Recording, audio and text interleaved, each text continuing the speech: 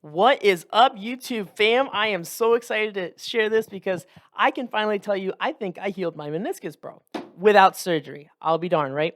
So, there's a couple of really key pieces to this and things that I think that people with meniscus tears, which you're probably looking this video up because of that, if you're having a meniscus tear, write these things down. This will probably help you immensely, bro. So, let's start let's figure out, where I am in this process, right? So, number 1, I'm about 4 months away from the time that I learned I had a true meniscus tear to today. Today, I can currently, well, in the beginning, I couldn't really put weight on that leg at all. I couldn't get past maybe 15 degrees of flexion. Today, I'm able to stand here. I can do all the normal things that typical people do. I haven't tried to do basketball, football, soccer, anything like that. Soccer is how I actually tore it. I'm not trying to do any of that yet, right? We're still in a rehab phase here, bro. Rehab's going to take a long time, especially with a meniscus. But I can squat 135 pounds comfortably. I can run for 20 minutes and I don't have knee pain. It's possible that I still have a meniscus tear, but it's not substantial enough to where it is debilitating my life in any significant degree right now, right? Now, obviously, I'm not a performance athlete or anything like that, so that could be a different story for those of you like that, but for typical people who just get a meniscus tear and you want to avoid surgery while taking care of this meniscus tear, this video is definitely for you. So, a couple of key points. I did not have a full meniscus tear. I had look this up, a lateral meniscus tear, and I had a radial tear in my lateral meniscus. So what that means is you have this little bit of like meniscus right here, right on the outside, then it dips in a little bit, and then you got that right there, right? So I had a tear just like right through here, right? So from the inside of the meniscus to the outside of the meniscus. That's what mine looked like, okay? It wasn't torn all the way through. It was close, but it wasn't all the way through. If it's all the way through, again, probably gonna have to get surgery for that one. That's a nasty one. So, as far as mine goes, there were a couple of very, very important things that I did, and these are the things I want you to write down. Now, keep in mind, I was in an amazing spot because I had a couple of doctors of chiropractic backing me, right? These doctors were doctors that I currently work with. I would strongly recommend them. They're Dr. Paul and Dr. Patrick Baker of Baker Chiropractic in Cincinnati, Ohio. They're amazing, wonderful doctors. I would strongly recommend you check them out if you're remotely close to the area. I would drive hours to see these docs if I was a patient. I'm going to tell you that right now.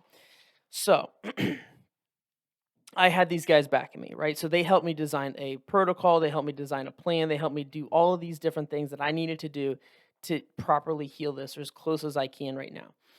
So I didn't have a full tear. I had doctors backing me.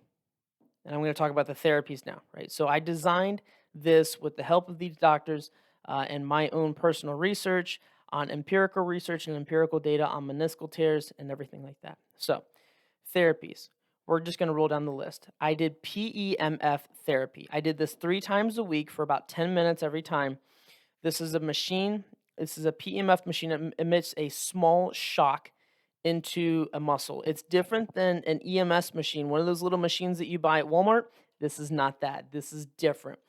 This is stimulating the mitochondria of the cell, which, as we all know from high school biology, mitochondria is the powerhouse of the cell. We know this. What it does is it accelerates the ATP synthesization process and allows the cell to have more energy so it can spontaneously regenerate, and it optimizes all those systems, right? In some cases, this stuff can cure cancer. It's crazy. There's a lot of really good research on it, but I digress. We're just talking about the meniscus today. So I use the PEMF machine 3 times a week, 10 times per session. That was super, super helpful because it allows you to spontaneously heal cells that need to be healed. Okay.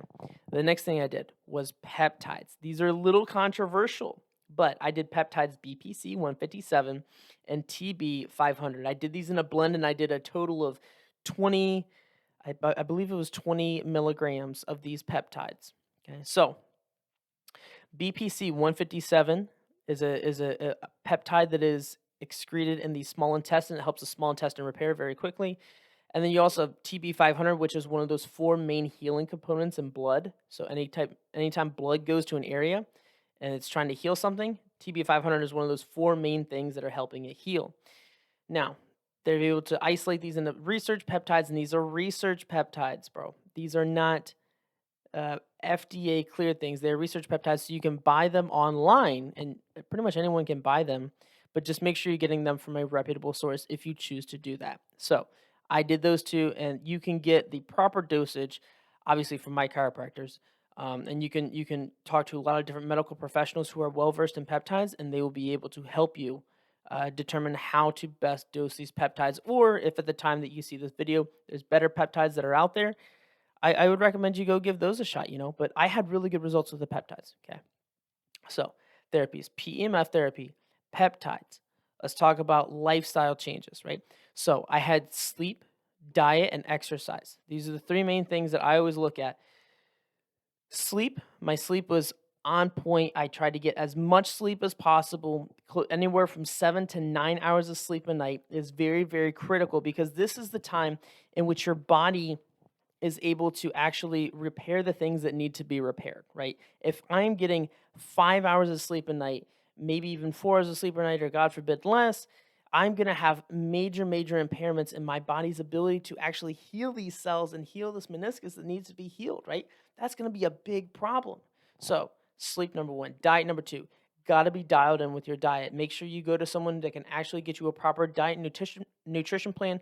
Unless you are someone that is certified in nutrition itself, I would strongly recommend that you uh, consult someone that knows their nutrition, knows what's going on, and how to best give you the proper nutrients in your body to heal it. Because if we don't have the right gas in the car can't go. So we need to make sure that our diet is on point. So sleep, diet, and exercise. Exercise, I did do a bodybuilding show before this. I dieted down a lot and I come back. So I was in a healthy state. But the exercise, I really just toned down to 3, maybe 4 times a week, and it was just easy. It was just cruising through the exercise. I wasn't trying to really tax my system. I wasn't really trying to build a ton of muscle in these other areas. I was just trying to maintain my physique in these other areas. So I wasn't metabolically taxing my body. My body was able to heal my meniscus as best I could. So I literally optimized everything in my life so that this could heal the best that it could. Okay. Now, rehab. Rehab is the next thing, and I think it was one of the most important steps. So I went through, again, with my docs. I had the great backing of awesome doctors, and we were able to go through a stabilization program, eventually into strength phase, which is where I am now, and eventually into a power phase, but that's further down the line. But the rehab phase, I just worked on a lot of stabilization. I did that twice a week, stabilizing the muscles, stabilizing the ligaments, tendons, bringing the quadricep back online because I had a lot of, it was really hard to flex my quad because naturally the body will take the quadricep offline in the central nervous system. It's really cool. If you have like a tear in the meniscus, because it's trying to protect it so it can heal it, right? Your body has this amazing ability to heal itself. And so the quadricep was thus offline, right? So think your thigh. I wasn't really able to flex that. So that was one of my big problems that I was trying to get over in this therapy. So bringing that online, stabilization. I'm in the strength phase right now. I can squat like 135 comfortably. I bet you I could do more, but I can't do any like crazy hardcore activities. I haven't really tried. I'm sure I could, but I haven't really tried yet. That's part of the power phase that comes later on. So I did those things right there. So PEMF, peptides, sleep, diet, exercise, and rehab. It's not too fun and it's not too sexy, and it will take a lot of time. But actually being able to have cartilage and cushioning in your knee, I would argue is something that is extremely vital. It's very important in life, and it's something you're really going to need. Okay, so let's re-wrap it up, right? I didn't have a full meniscus tear. I had an amazing docs backing me. I did therapies of PEMF, peptides, sleep, diet, and exercise, and a great rehab routine. I'm currently, like I said, I can squat 135. I haven't tried to do any like athletic sports or anything like that, but this is only 4 months outside of that time, and I don't have any swelling. I don't have any pain. I can run for 20 minutes. I can squat. I can do basically everything that I need to at this point in time, right? And hopefully, as soon as this knee is fully healed, I'll be able to get back to bodybuilding. We'll be able to do the things that I want to do again, and I'll be able to be a chiropractor and actually help people.